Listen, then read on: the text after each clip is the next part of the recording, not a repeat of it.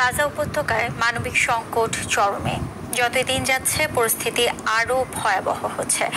ঘরবাড়ি ছাড়ার নির্দেশে দিশেহারা উত্তর গাজার বাসিন্দারা। অনেকেই আর্থিক সংকটের কারণে যেতে পারছেন না, আবার কেউ কেউ পথিমধ্যেই হামলার শিকার হতে পারেন বলে আশঙ্কা করছেন। এদিকে গাজায় যুদ্ধ বন্ধ ও জিম্মি মুক্তির দাবিতে তেল আবিবে বিক্ষোভ হয়েছে লন্ডনেও। ইমতিয়াজ আহমেদের রিপোর্টে থাকছে এরই বিস্তারিত।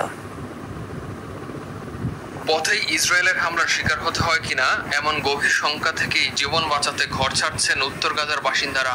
গত রাতে গাজা শহরের এক শিশু হাসপাতালের উপর চালানো হয় একের পর এক বোমা হামলা। গাজার স্বাস্থ্য মন্ত্রণালয় বলছে সেখানে কোনো প্রাণহানি না হলেও হাসপাতাল ছেড়ে পালিয়ে যেতে বাধ্য হয়েছেন অন্তত 40 রোগী।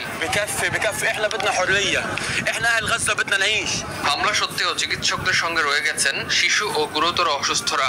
ইনকিউবেটর ও ডায়ালাইসিসে থাকা শিশু ও রোগীদের উপর করা বোমা হামলাকে ভয়াবহ বলে উল্লেখ করেছেন যুক্তরাজ্যের মধ্যপ্রাচ্য ও উত্তর আফ্রিকা বিষয়ক মন্ত্রী হ্যামিশ ফ্যালকনার।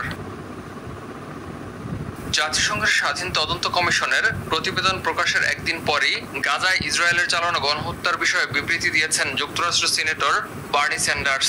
বলছেন ফিলিস্তিনিদের হত্যাযজ্ঞে যুক্তরাষ্ট্রের মদদ বন্ধ হওয়া উচিত। এদিকে গাজা যুদ্ধ বন্ধ ও হামাসের হাতে জিম্মি থাকা বন্দীদের মুক্তির দাবিতে রাজধানী তেল আবিবে ইসরায়েলি প্রধানমন্ত্রীর বাসভবনের সামনে বিক্ষোভ করছেন শত শত মানুষ। তারা অভিযোগ করছেন নেতানিয়াহু যুদ্ধ থামানোর পরিবর্তে হামলার তীব্রতা আরো বাড়াচ্ছেন। অন্যদিকে যুক্তরাষ্ট্রের প্রেসিডেন্ট ডোনাল্ড ট্রাম্পের যুক্তরাজ্য সফর চলাকালে লন্ডনে অনুষ্ঠিত হচ্ছে বিশাল বিক্ষোভ সমাবেশ। বিক্ষোভকারীরা ফিলিস্তিনি পতাকা হাতে যুদ্ধ বন্ধের দাবি জানান। British people to make their feelings known about the fact that they hate Donald Trump, they hate his politics. Imtiaz Ahmed, RTV।